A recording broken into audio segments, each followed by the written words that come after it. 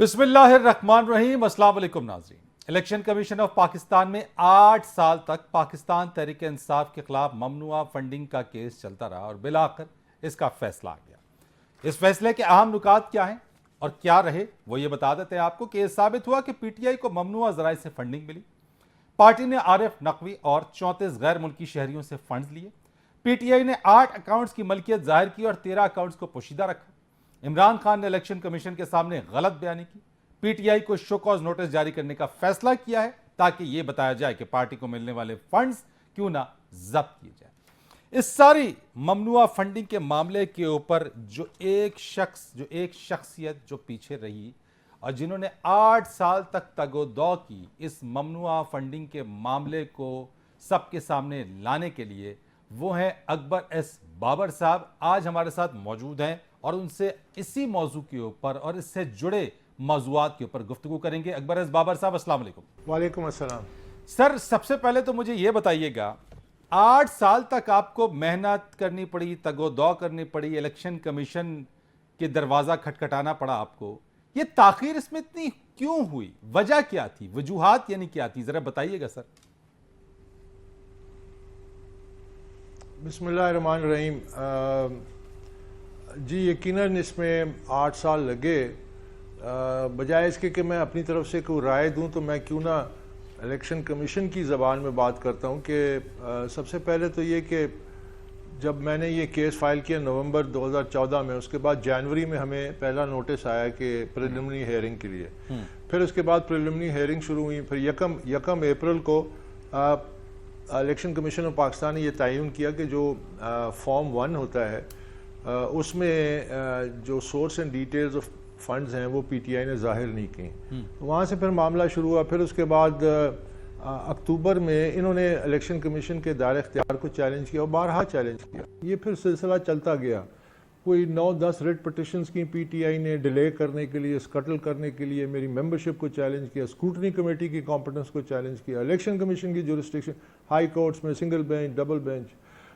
تو میں مختصر یہ کہتا ہوں کہ اکتوبر 10، 2019 کو الیکشن کمیشن آف پاکستان نے ایک آرڈر پاس کیا، جس آرڈر میں انہوں نے لکھا کہ پاکستان تحریک انصاف نے ہسٹورک، یہ لفظ ہیں، historic abuse of law to delay the case on one pretext اور دی ادر، یہ انہوں نے لکھا، یعنی تاریخی تاخیری حربے استعمال کیے کہ اس کیس کو طوالت دی جائے۔ کس کی طرف سے؟ پھر جب اسکروٹنی کمیٹی بنی، کس کی طرف سے؟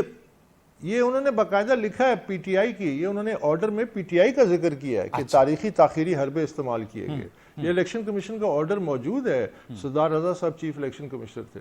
تو پھر اس وقت اور اس کے بعد پھر جب اسکروٹنی کمیٹی بنی تو اسکروٹنی کمیٹی مارچ 2018 میں بنی۔ اس کا جو ٹی او آر تھا جس میں لکھا ہوا ہے کہ اس کا کام ہے اسکروٹنائز کرنا پی ٹی آئی کی فورن فنڈنگ ہے، بائی دا وے یہ فورن فنڈنگ اس میں ٹی او آر میں لکھا ہوا ہے۔ تو وہ مارچ 2018 میں بنی اور اس کا مینڈیٹ 1 مہینے کا تھا کہ 1 مہینے کے اندر اپنی رپورٹ قائم کریں۔ وہ تو پی ٹی آئی تعاون بھی نہیں کرتی تھی۔ 4 سال لگ گئے سر اس کے اندر، تو 4 سال چلا، 1 مہینے کا مینڈیٹ 4 سال چلا۔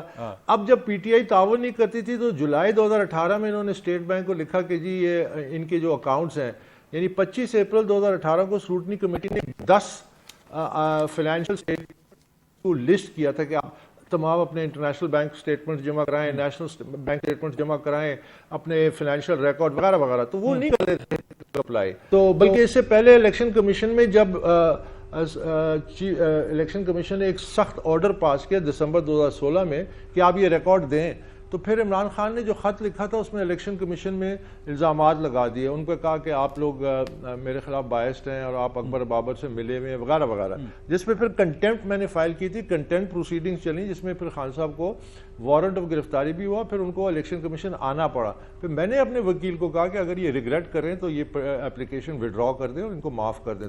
تو تاخیری حربے جو ہے نا جی، یہ مختلف شکل میں جب اسکروٹنی کمیٹی کا ڈیلے شروع ہوا تو اسکروٹنی کمیٹی نے وہ تمام ریکارڈ جو اسٹیٹ بینک سے آیا، جو اب اس فیصلے کی بنیاد ہے، اس میں انہوں نے کہا کہ جی ہم آپ سے یہ سیکرٹ رکھ رہے ہیں۔ تو ہم نے کہا یہ تو مطلب ہم مدعی ہیں، آپ ہم سے کیسے ڈاکومنٹ سیکرٹ رکھ دیتے ہیں؟ ہمارا ہر ڈاکومنٹ ان کو آپ دیتے ہیں، ان کا ہر ڈاکومنٹ آپ ہمیں کیوں نہیں دیتے؟ تو پھر انہوں نے فیصلے سنائے 1 سے زیادہ، جس میں لکھا کہ جی اگر پاکستان تحریک انصاف اعتراض کرتی ہے کہ یہ ڈاکومنٹس ہم آپ کو نہ دیں، یعنی اندازہ لگائیں کہ جس کے خلاف الزامات ہیں، جو ملزم ہے، وہ ڈکٹیٹ کر رہا تھا اس اسکروٹنی پروسیس کو. لیکن ماشاءاللہ یہ جو موجودہ الیکشن کمیشن ہے, انہوں نے پھر یہ تمام معاملات کو جب اپنے ہاتھ میں لیا اور اس کے بعد انہوں نے پھر اسکروٹنی کمیٹی کو ڈیڈ لائن دیا مئی لاسٹ ایئر کا, وہ بھی پورا نہیں ہوا. دسمبر میں رپورٹ آئی, پھر جنوری میں انہوں نے تمام جو سیکریسی تھی وہ ختم کی, تمام ڈاکیومنٹس ہمارے حوالے کیے, کیونکہ قانون کی یہ تقاضا ہے. انہوں نے فیصلے دے چکے تھے کہ آپ ہم سے, یہ پبلک ریکارڈ کا حصہ ہے, آپ ہم سے چھپا نہیں سکتے. اس کے باوجود اسکروٹنی کمیٹی نے چھپائے.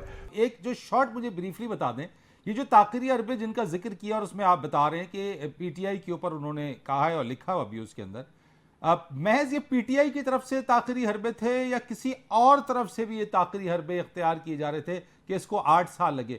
بریفلی بتائیے گا تاکہ پھر میں آپ سے اور مزید کچھ چیزوں پہ بات کروں. دیکھیے, اس میں کوئی شک نہیں ہے کہ اس کیس کو اتنی طوالت نہیں ہونی چاہیے تھی, کیونکہ یہ بیسیکلی کیس کیا تھا کہ اگر آپ اسٹیٹ بینک سے سارے ان کے اکاؤنٹس لے آتے, جو آڈٹ رپورٹس انہوں نے جمع کرائے ہیں, 2 پروفیشنل آڈیٹرز کو بٹھائیں, جس طرح ہم نے کیا. ہمیں 55 گھنٹے ملے, ہم نے 100 پیج کی پروسل رپورٹ بنائی مئی جون 2000. ارسلان وردک ہمارے چارٹرڈ اکاؤنٹنٹ, جن کو الیکشن کمیشن نے فائنلی اپریل 2021 میں ہمیں موقع دیا کہ ان کے ڈاکومنٹس کو آپ دیکھ سکتے ہیں. سر ویری ٹرو, میں صرف یہ جاننا چاہ رہا ہوں کوئی کیا صرف تو میں یہ کہہ رہا ہوں کہ دیکھیے, میرے پاس بہت سارے ایسے حقائق ہیں جو مجھے مناسب نہیں ہے کہ کیونکہ میں چاہتا ہوں اداروں کی اصلاح ہو, اداروں کو ہم نے کمزور نہیں کرنا. آپ یہ مختصراً میں یہ آپ کو کہہ دوں گا کہ پورے نظام کا بھار تھا مجھ پہ, ہر قسم کا دباؤ تھا. مجھے قتل کرنے کی دھمکیاں دی گئی, اس پہ 3 مقدمات بنائے گئے. ایک کرمنل کیس بنایا گیا جس میں پی ٹی آئی کے جو پنڈی کے اس وقت عہدیدار تھے, انہوں نے کہا جی یہ ٹی پہ آ کے ہمارے چیئرمین کو کرٹیسائز کرتے ہیں, تو محلے میں بحث ہوتی ہے, لڑائی ہوتی ہے. یہ دیکھیے ہیلتھ سرٹیفکیٹس ہیں ان کے زخمی ہونے کے, اس کا ذمہ دار اکبر بابر ہے. میں آپ کی اسی بات کو نا کہ آپ چونکہ چاہتے ہیں کہ تنقید برائے اصلاح ہو, اداروں کی اصلاح ہو, بالکل ہم سب کوئی چاہتا ہے. نظام, آپ نے کہا سارے نظام کا بوجھ آپ کے اوپر تھا. سر کہاں سے آپ کو قتل کی دھمکیاں دی گئی, کس کی طرف سے؟ مجھے تو یہ پی ٹی آئی کے جو امپلائیز تھے ان میں سے کچھ نے آ کے مجھے بتایا کہ آپ کے خلاف شاید منصوبہ بندی ہو رہی ہے قتل کرنے کی. تو پھر میں نے وہی قانونی راستہ اختیار کیا, میں نے فیڈرل انٹیریئر سیکرٹری کو خط لکھا اور میں نے الیکشن کمیشن میں ایک اپلیکیشن درخواست دائر کی کہ میری جان کو یہ دھمکیاں ہیں, یہ کیس جتنا طویل ہوگا اتنی میرے لیے خطرات بڑھیں گے, تو برائے مہربانی ایک تو یہ مجھے تحفظ فراہم کریں, دوسرا یہ کہ کیس کا فیصلہ کریں. سر اداروں کسی ادارے کی طرف سے بھی دباؤ ہے آپ کے اوپر, کسی ادارے کی طرف سے بھی دباؤ ڈالا گیا ہے اس پورے ٹینیور کے اندر ان 8 برسوں میں؟ دیکھیے, میں نے آپ سے عرض کیا نا کہ میں پورے نظام کا مجھ پہ بوجھ تھا. اگر میں تفصیل میں جاؤں گا تو شاید میرے لیے مناسب نہیں ہے. مثلا یہ جدھر میں بیٹھا ہوں 7 دیوار کے باہر رات کو گاڑیوں میں آتے تھے اور کلاشن کو فائرنگ کر کے چلے جاتے تھے, موٹر سائیکلیں اور چیزیں ٹکراتی تھی میرے گیٹ سے, دھمکی آمیز ٹیلی فون بھی آتے تھے. تو میں اس کی تفصیل میں اس لیے نہیں جانا چاہتا, میرے پاس سب حقائق ہیں, میں آئی وٹنس ہوں کہ کیا ہوا, کہاں سے دباؤ ہے. لیکن جیسے میں نے عرض کیا, مجھے ایک چیز کا یقین تھا, مجھ سے کسی نے سوال بھی پوچھا تھا کہ یہ اس کا فیصلہ کب آئے گا, اتنی طوالت ہے. میں نے کہا جب حالات کا تقاضا ہوگا فیصلہ بھی آئے گا. میرے سامنے یہ مقصد تھا کہ ایک جماعت جو بڑے بلند بات دعوے کرتی ہے, ایک لیڈرشپ جو بڑے بلند بات, ان کی حقیقت کیا ہے, کیونکہ ہم پاکستان اب مزید متحمل نہیں ہو سکتا. میں آپ کی اسی بات کو, اس سے بڑا جو میں سمجھتا ہوں کہ آپ کی اسی بات کو میں ایک بریک لینا چاہتا ہوں. بریک کے بعد آتے ہیں, آگے ذرا بڑھتے ہیں اور تھوڑا سا, کیونکہ آپ درینے ساتھی رہے اور اکبر از بابر صاحب سے یہ جاننے کی کوشش کریں گے کہ وہ وجوہات کیا بنی جو ایک درینہ ساتھی ان تمام چیزوں کو عوام کے سامنے لانے کے لیے انہوں نے تہیہ کیا کہ وہ یہ حقائق سامنے لے کر آئیں گے. گو کہ بہترین دوست بھی تھے, رفیق بھی تھے, لیکن وہ وجوہات کیا بنی یہ جانیں گے اکبر از بابر صاحب سے بریک کے بعد.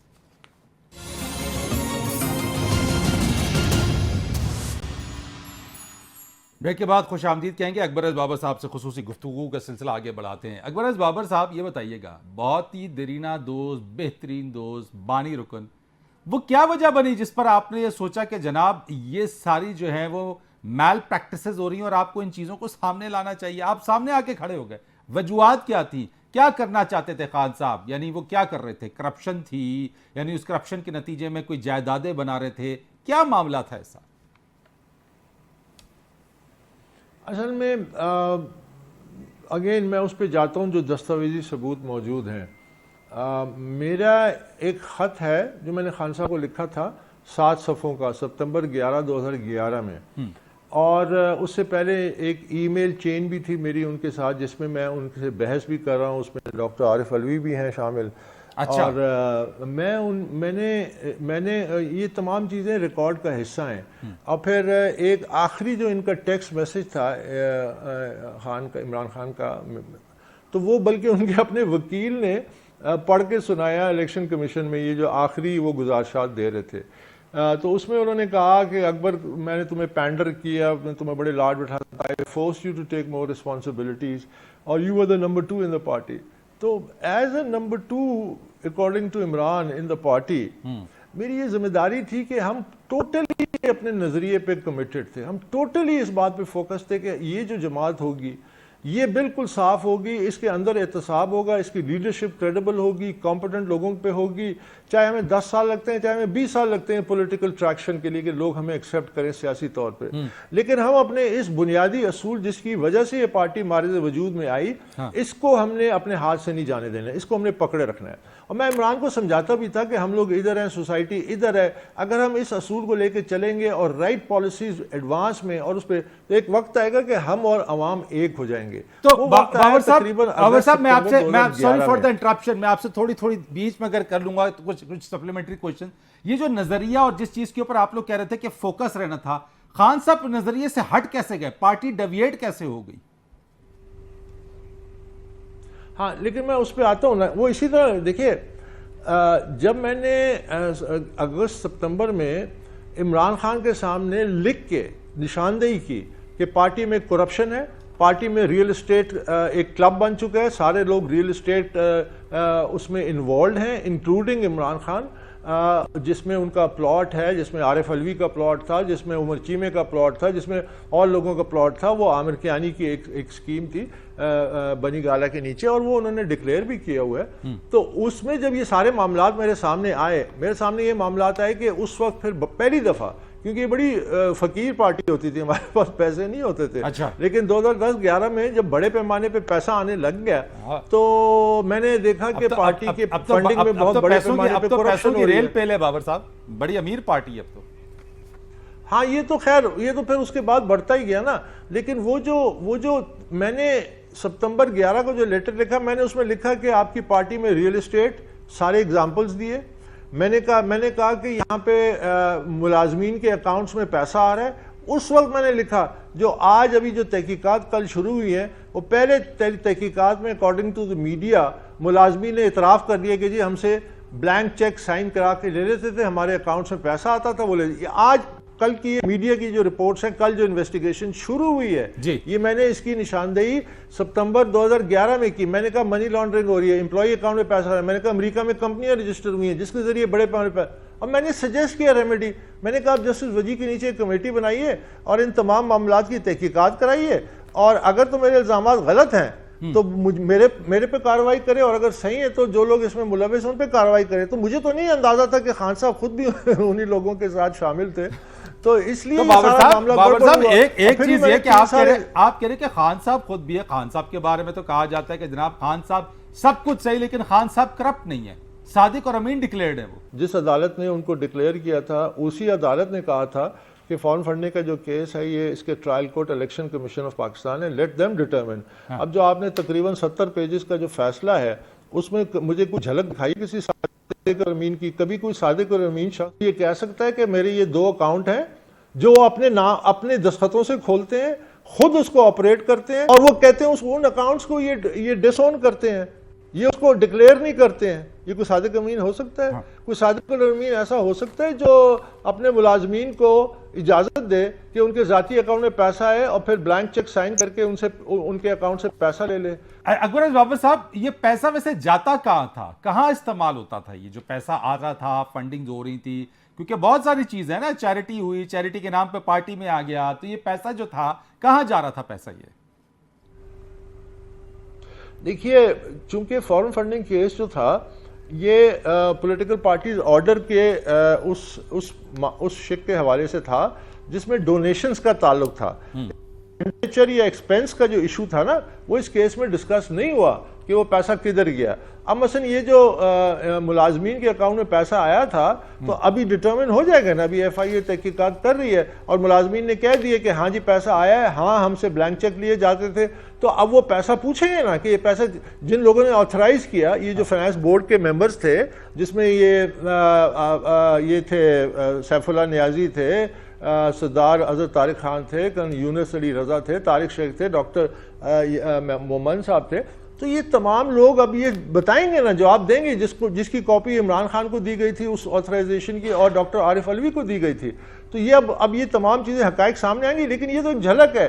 کیس جو تھا چونکہ ڈونیشنز ریلیٹڈ تھا کہ آیا پاکستان تحریک انصاف کی غیر قانونی غیر ملکی فنڈنگ ہوئی ہے یا نہیں ہوئی, یہ تو وہ تمام ثبوت بھی اسی حوالے سے تھے. اور اس کا فیصلہ 2 اگست کو آ گیا کہ بہت بڑے پیمانے پہ بے قاعدگی ہوئی ہے, اکاؤنٹس کو چھپایا گیا ہے. یہاں تک کہ جن اکاؤنٹس کو عمران خان صاحب بڑے تواتر کے ساتھ, یہ جو پولیٹیکل دیگر جو ان کے اپوننٹس ہیں ان کے اوپر تواتر کے ساتھ فالودے والا, پاپڑ والا, مقصود چپڑاسی, ان کے ملازمین کے اوپر, یہاں تو اس کے اوپر تو 4 ملازمین کا تذکرہ آ گیا ہے یہاں پہ. تو ایسی صورتحال کے اوپر تو پاکستان تحریک انصاف اس چیز کو تو اون نہیں کرتی ہے, یعنی دوسروں پہ تو الزام انہوں نے لگایا, یہاں ان کے اپنے ملازمین کے اکاؤنٹ میں جو پیسہ, آپ کی معلومات کے مطابق یہ پیسہ کہاں سے آیا ان کے اکاؤنٹس میں؟ نہیں, یہ پیسہ اس کی ذرائع جو ہیں ابھی معلوم ہونا باقی ہے, لیکن وہ غیر قانونی تھا. اس میں منی لانڈرنگ کا عنصر بھی سامنے آتا ہے, اس میں غیر قانونی بلیک منی کا پیسہ بھی آتا ہے, زمرے میں آتا ہے. تو یہ تو ابھی تحقیقات شروع ہوئی ہیں. میرے پاس جو ثبوت ہے کہ یہ عمل ہوا ہے, اب اس کے پیچھے کہاں سے پیسہ آیا اور یہ کون اٹھا کے لے کے گیا, یہ تو تمام تفصیلات اب ملازمین کی جب تحقیقات شروع ہے تو سامنے آ جائے گا. لیکن میں آپ کو ایک اور بات کرنا چاہتا ہوں. آپ نے وہ بات کی تھی صادق اور امین کی. جی ہاں, دیکھیے پاکستان میں تو عمران خان صاحب ابھی معمولی, یعنی انگریزی میں کہتے ہیں نا ڈراپ آف دا ہیٹ پہ وہ ہائی کورٹ میں ریٹ پٹیشن چلے جاتے ہیں. کوئی 10 تو انہوں نے اس کیس میں کی کہ کسی طرح سے رائے فرار اختیار کریں. تو یہ فائنینشیل ٹائمز کی جو سٹوری ہے جس میں کیا ثابت ہوا, جس میں یہ ثابت ہوا وہ سائمن کلارک کوئی عام صحافی نہیں ہے, انٹرنیشنلی ریناؤنڈ انویسٹیگیٹو جرنلسٹ ہیں. انہوں نے ابراج کا کیس سارا بھانڈا پھوڑا, انہوں نے ایک کتاب لکھی, پولیٹزر پرائز کے لیے وہ نامنیٹ ہوئے. وہ کیا کہتے ہیں, وہ کہتے ہیں کہ جی ووٹن کرکٹ کا جو پیسہ ہے وہ کمپنی جس کو عارف نقوی اون کرتی ہے, عارف نقوی دعویٰ کرتا ہے کہ اس کی ہے, لیکن اسے فرق نہیں پڑتا کیونکہ قانون پاکستانی کمپنی کو بھی اجازت نہیں دیتا کہ فنڈنگ کرے. لیکن وہ ووٹن کے اکاؤنٹ سے پی ٹی آئی کے اکاؤنٹ میں 2.1 ملین آئے. انہوں نے ایفیڈیوٹ جمع کرایا جس پہ تاریخ نہیں ہے, جو سرٹیفائیڈ نہیں ہے, جو اٹیسٹڈ نہیں ہے عارف نقوی کی طرف سے کہ جی یہ تمام 2.1 ملین میں نے پاکستانیوں سے جمع کیا دبئی پرشین گلف میں, ٹھیک ہے, وہاں سے میں نے اس کو جمع کیا اور یہ پیسہ پاکستانیوں کے. جو سائمن کلارک کی سٹوری ہے وہ ثابت کرتی ہے کہ اس 2.1 میں 1.3 ملین ابراج کا پیسہ تھا جو کہ ختم ہو چکی ہے اور جو نیو یارک میں کیس چل رہا ہے, اور بقیہ پیسہ جو تھا وہ 2 حصوں میں تقسیم ہو کے گیا تھا. وہ عرب شیخ جو ہیں, شیخ نایان جو ابھی بھی وزیر ہیں, یہ ان کی طرف سے $2 ملین آئے. تو یہ تو ثابت ہو گیا, اور وہ کہتے ہیں کہ میرے پاس منی ٹریل ہے, میرے پاس بینک سٹیٹمنٹس ہے, میرے پاس تمام ای میلز ہیں. اب پی ٹی آئی تو کہتی ہے اس سے ان کو کوئی فرق نہیں پڑتا, اگر فورن فنڈنگ کا فیصلہ آ بھی گیا تو فیصلہ الیکشن کمیشن نے نہیں کرنا, عوام نے کرنا ہے. اگر ایسا کوئی فیصلہ آ گیا تو آسمان ٹوٹ کے نہیں گر گیا. اگر یہ فیصلہ آ بھی گیا, اگر یہ پیسہ آ بھی گیا تو جناب وہ جو بہت سارے انہوں نے سوشل میڈیا پہ بہت سارے لوگوں کے ویڈیو کلپس چلائے کہ جناب ہمارا پیسہ ہم نے تو دیا تھا, ہمیں جو ہے وہ دوسری فورن فنڈنگ میں ممنوع فنڈنگ کی کیپیسٹی میں الیکشن کمیشن نے ڈال دیا. سو اس سے کیا آپ سمجھتے ہیں کہ کوئی فرق پڑا ہے پاکستان تحریک انصاف کو یا ان کے ووٹرز کو یا سپورٹرز کو؟ دیکھیے اس کیس کا مقصد یہ نہیں تھا کہ ووٹر اور سپورٹر پہ اثر ڈالیں. اگر اس وقت عمران خان کی اگر کوئی یعنی پھر آپ ایسا کوئی قانون بنا دیجئے کہ جس شخص کے 1000 فالوئنگ ہے اس پہ یہ قانون لاگو ہوتا ہے, جس کی 1 لاکھ فالوئنگ ہے اس پہ یہ قانون لاگو ہوتا ہے. جس کی 1 کروڑ فالوئنگ ہے تو اس پہ یہ قانون لاگو ہوتا ہے. تو پھر تو آپ سیدھا سیدھا کہہ دیں کہ جنگل کا قانون نافذ کرنا ہے اس ملک میں. پھر تو آپ سمپل یہ کہہ دیں کہ پاکستان کا آئین جو ہے وہ تمام پاکستانیوں پہ وہ لگتا ہے، ویلڈ ہے، ایکسیپٹ عمران خان. تو سر مجھے اس سے کوئی واسطہ نہیں ہے. عمران خان میری گاڑی میں بیٹھ، عمران خان نہیں، سنیں میں گاڑی میں بیٹھ کے جب عمران خان کو پھراتا تھا اور آگے پیچھے، تو عمران اکثر یہ کہتا تھا کہ اکبر 2002 الیکشن کے بعد کہ اکبر میری پوری پارٹی تیری گاڑی میں آ جاتی ہے، تو مجھے تو اس کو چھوڑ دینا چاہیے تھا کہ اس کی فالوئنگ نہیں تھی. ہم تو کنوکشن پہ چلنے والے لوگ ہیں نا.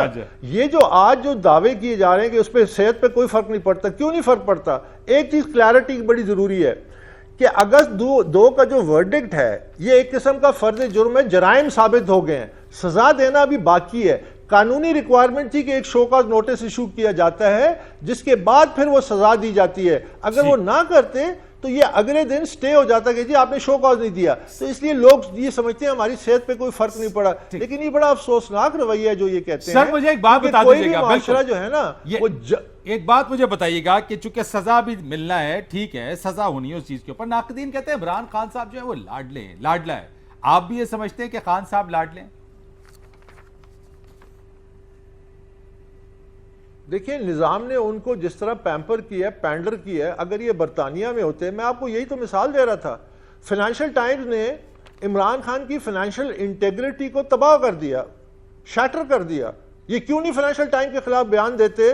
صرف بیان دے برطانیہ میں جا کے یہاں کہ فائنینشل ٹائمز کی سٹوری جھوٹی ہے، یہ جا کے وہاں فائنینشل ٹائمز کے دفتر کے باہر مظاہرہ کیوں نہیں کرتے؟ یہاں الیکشن کمیشن کے باہر کرتے ہیں.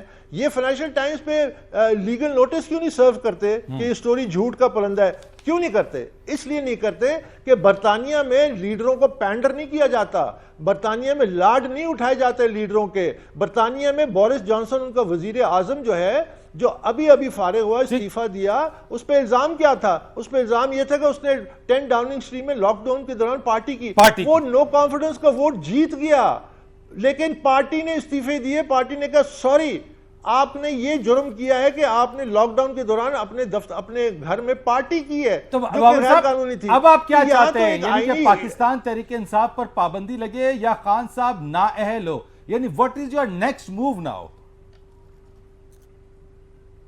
دیکھیے، ہم نے ابھی اس پہ صلاح مشورے کر لیے ہیں اور انشاءاللہ اگلے ہفتے آپ کو ہمارے نیکسٹ مووز جو ہیں وہ آنے شروع ہو جائیں گے. وہ ایک وائڈ رینج آف ایکشنز ہیں جو ہم لیں گے. اور جہاں تک میری خواہش ہے، میری نہیں، وہ پھر ہم نے مشورہ کیا، ہم نے کہا کہ جو چیز تیار ہوتی جائے گی. لیکن میں آپ کو ایک بات بتا دوں، اس کا مقصد انفرادی فوکس نہیں تھا کہ کوئی ڈسکوالیفائی ہو یا کوالیفائی ہو یا پارٹی پہ بین، ایسا ہرگز نہیں تھا. اس کا ایک بڑا مقصد تھا کہ سیاسی جماعت یعنی پی ٹی آئی کو ایک ادارہ بنانا تھا، اس کو قانون کے نیچے لانا تھا، اس میں کوئی above the law نہیں ہے. عمران ویسے بھی ہمارے ساتھ جب ہم تھے تو he was first amongst equals. میں تو ان کو جو کرٹیسائز ان کے سامنے کرتا تھا وہ 10% بھی نہیں کرتا پبلک میں، کیونکہ مجھے تھوڑی سی ہچکچاہٹ ہوتی ہے. اتنا سال ہم نے ساتھ گزارے. میں یہی پوچھنا چاہ رہا ہوں کہ اسٹل کوئی سافٹ کارنر ہے کیا آج بھی خان صاحب کے لیے آپ کے دل میں سافٹ کارنر ہے؟ میرے لیے ایک ڈیسنسی کا کارنر ہے، میری کچھ ویلیوز ہیں. میں اپنے آئیڈیلز، اپنی ویلیوز، اپنی تربیت کے مطابق، زبان جو ہے ایک انسان کے کردار کی عکاسی کرتا ہے. میں عمران خان کی پچ پہ نہیں کھیلوں گا کبھی بھی. جو اس نے رویہ اختیار کیا سیاست میں، جو اس نے نوجوانوں کو تربیت دینے کی بجائے ان کی زبان پہ گالی اور ہاتھ میں ڈنڈا دے دیا. ہم نے ان کی تربیت، اخلاق بنانے تھے، ویلیوز. سوسائٹی نہیں چل سکتی، اس لیے میں کبھی بھی اس لیول پہ سٹوپ نہیں کروں گا. لیکن without exception full force of the law انشاءاللہ اپلائی ہوگا تمام پارٹی پہ، تمام ان لوگوں پہ جو اس گھناؤنے کام میں ملوث تھے. اور عمران خان پہ تو اب ثابت ہو چکا نا، تو انشاءاللہ ان کے خلاف جو بھی قانونی کارروائی ہے وہ ہوگی. ٹھیک، ایک بریک لے لیتا ہوں سر، بریک لیتا ہوں، بریک کے بعد آ کے اس پر بات کرتے ہیں. ایک بار آپ کو پھر خوش آمدید کہتے ہیں. اکبر اس بابر صاحب سے خصوصی گفتگو کو آگے بڑھاتے ہیں. سر بتائیے گا، معاملہ سپریم کورٹ گیا ہے، معاملے کی تحقیقات ایف آئی اے کر رہی ہے. ماضی میں نواز شریف کی طرح، جہانگیر ترین خان صاحب کی طرح، کیا آپ سمجھتے ہیں خان صاحب بھی تاحیات نااہلی کو فیس کر سکتے ہیں یا معاملہ اس کے برعکس ہوگا؟ دیکھیں جو ظاہر ہے جو فیصلے الیکشن کمیشن نے کرنے ہیں اب تک جو انہوں نے فیصلہ سنایا ہے اس میں تمام جو میرے الزامات تھے وہ ثابت ہو چکے ہیں. ملزم کی جگہ میری نزدیک عام فہم زبان میں مجرم ہو چکے ہیں کیونکہ وہ ایک آئینی ادارہ ہے, اس نے اپنا ورڈکٹ دیا ہے. اب سزا کا تعین ہونا باقی ہے. کچھ ایسے پہلو ہیں جس پہ سزا جو ہے الیکشن کمیشن کے آئینی اختیار ہے, جیسے کہ انہوں نے ابھی 23 تاریخ کو یہ بلا بھی دی ہے, ان کو نوٹس بھی دیا ہے کہ وہ 23 تاریخ کو حاضر ہوں الیکشن کمیشن کے سامنے. بالکل, ان کی فنڈنگ ضبط کرنے کے حوالے سے نوٹس ان کو دیا گیا ہے. نہیں اس کے علاوہ بھی دیکھیے الیکشن کمیشن کے پاس ایک حالیہ کیس تھا جس میں ان سے غلط بیانی کی گئی تھی الیکشن کمیشن سے, تو اس کے نتیجے میں ایک سٹنگ سینیٹر کو ڈی سیٹ کر دیا گیا تھا اور پھر اس فیصلے کی ہائی کورٹ نے تصدیق بھی کی تھی. اور پھر اس کے بعد یہ جو لیگل ایکشنز ہیں کہ اس میں جو جرائم ہوئے ہیں اس کے خلاف جو کرمنل ایکشنز ہیں, جیسے کہ اب ایف آئی اے نے پروسیڈ کرنا شروع کیا ہے اور یہ فیڈرل گورنمنٹ کی بھی ذمہ داری ہے, اور میں نے بھی کمپلینٹ فائل کی تھی, تو وہ اسی آرڈر کے تحت جس میں یہ فائنڈنگ ہو چکی ہے, جس میں فیکٹ اسٹیبلش ہو چکا ہے, تو اس کے ڈاؤن سٹریم بڑے سیریس سیویئر اور وائڈ سپریڈ کانسیکوینسز ہوں گے. اس میں صرف عمران خان نہیں, اس کے علاوہ جو تمام لوگ فائنانس بورڈ کے تھے, جو تمام لوگ جن کو بے نامی اکاؤنٹ پی ٹی آئی نے خود ڈکلیئر کیا, ان کی ٹاپ لیڈرشپ یعنی اسد کیسر, شاہ فرمان, عمران اسماعیل, یہ میاں محمود, ان تمام لوگوں کو انہوں نے کہا جی یہ غیر قانونی طور پہ اکاؤنٹس آپریٹ کر رہے تھے, ان نون اکاؤنٹ, بے نامی اکاؤنٹ ہو گئے.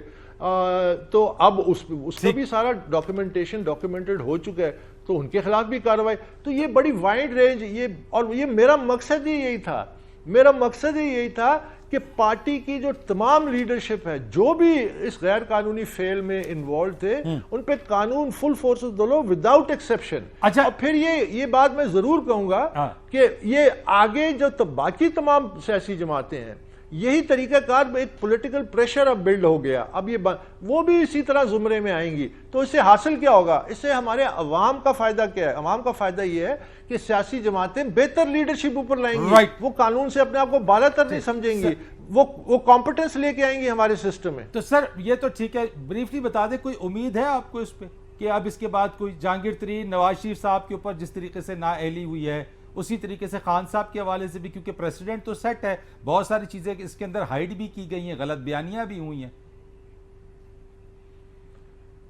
ظاہر ہے قانون لاگو تو ہوگا, اور یہ آنے والے ہفتوں میں آپ کے سامنے آ جائیں گی یہ باتیں. جب سزا کا عمل شروع ہوگا تو اس میں یہ تمام چیزیں ممکنات میں ہیں. ظاہر ہے جب اتنا ایویڈنس ہے, 70 پیج کے ایک ہے جس میں ایویڈنس در ایویڈنس, گراس مس اسٹیٹمنٹ, انڈر رپورٹنگ, ڈس اوننگ اکاؤنٹس جو خود آپریٹ کرتے تھے, پھر پیسہ آنا, یعنی پیسہ کوئی تھوڑا تو نہیں آیا, $5 million, 972,000 pounds, یہ تقریباً کوئی $1.25 ارب کی آئیڈینٹیفیکیشن تو ہو گئی ہے, زیادہ ہے. اچھا سر یہ مجھے بتا دیں کہ ابھی گورنمنٹ کی جو سپورٹ ہے کوئی آپ کے ساتھ ہے, کیونکہ آپ کا یہ معاملہ تو 2014 سے چل رہا ہے, اس وقت تو پی ایم ایل این کی گورنمنٹ بھی تھی, تب تو اس وقت آپ کو گورنمنٹ نے سپورٹ نہیں کیا. ابھی اس وقت جو گورنمنٹ ہے, کیا ابھی اس سے آپ کو کوئی سپورٹ ہے یا کوئی امید ہے, توقع ہے کہ وہ آپ کے اس کیس کے اندر, کیونکہ آپ تو کہہ رہے ہیں کہ ان چیزوں کو آپ کسی پرسنل بیسس پہ نہیں بلکہ پارٹی اور پولیٹیکل پارٹیز کی بیٹرمنٹ کے لیے آپ کر رہے ہیں. بے شک دیکھیے, اب جب یہ فیصلہ آیا الیکشن کمیشن کا 2 اگست کو, تو انہوں نے وفاقی حکومت کو یہ فیصلہ ارسال کر دیا ہے. اس فیصلے میں لکھا ہوا ہے اور کہ وہ جو ان کی ذمہ داری ہیں انڈر دا کانسٹیٹیوشنل پروویژنز, جو کہ ان کی نشاندہی بھی ہو گئی ہے. تو ظاہر ہے میں یہ توقع کروں گا کہ اس فیصلے پہ جو وفاقی حکومت کی طرف سے ذمہ داری ہے اس پہ عمل درآمد ہو. جو الیکشن کمیشن کی طرف سے اب سزا کا تعین ہوگا جب یہ شو کاز نوٹس کا پیریڈ ختم ہوگا, اور اس کے بعد اگر مزید انہوں نے کوئی ان کو موقع دینا. دیکھیے یہ جو لوگ کہتے ہیں نا, آپ نے درمیان میں کہا کہ میں پاکستانی ہوں, میں نے ہم نے پیسے دیے, یہ کیسے, بہت سارے ایسے معاملے بھی ہیں کہ کچھ پاکستانیوں نے پیسے دیے اپنے رشتہ داروں کو پاکستان میں کہ یہ پی ٹی آئی کو دو, انہوں نے اپنی کمپنی کے ذریعے پی ٹی آئی کو دے دیا. اب وہ بیچارے بھولے لوگ یہ نہیں سمجھتے کہ پاکستانی کمپنی بھی کسی سیاسی جماعت کی فنڈنگ نہیں کر سکتی.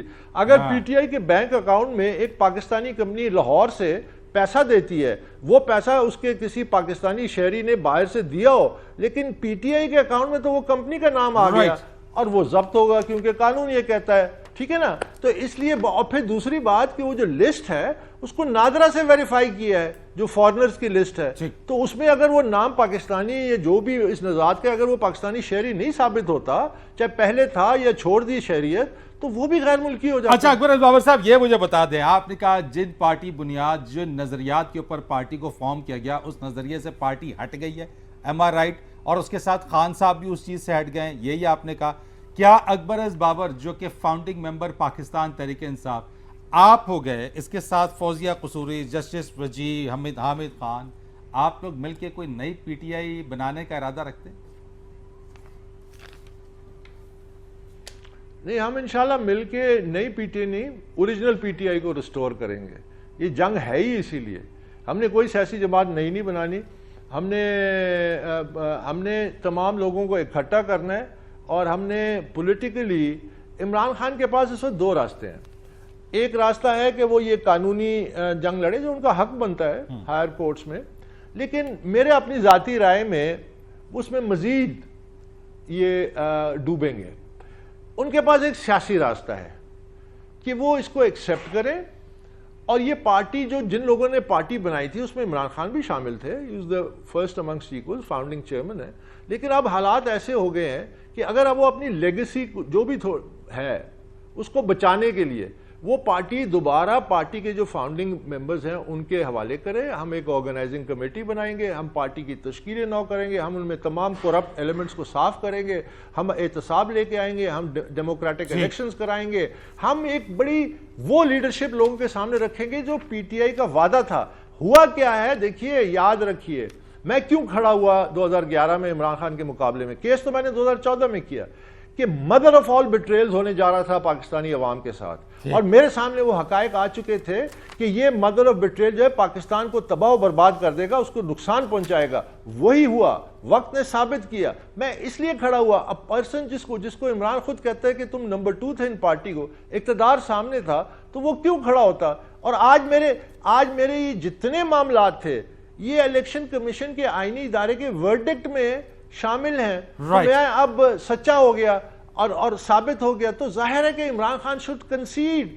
وہاں مغرب کی مثالیں دینے والا کہ معمولی بات پہ وزیر اعظم استعفیٰ دیتا ہے, وزیر استعفیٰ دیتے ہیں, یا ایک آئینی ادارے نے ان پہ باقاعدہ جرم ثابت کر دیا, اور آپ کس کا انتظار؟ ٹھیک ہو گیا, بہت شکریہ آپ کا اکبر بابر صاحب. وقت چونکہ ختم ہو گیا, مزید اور باتیں کرنی تھی لیکن وقت اجازت نہیں دیتا. بہت شکریہ آپ کا. فرید رئیس کو اجازت دیجیے گا. اللہ حافظ.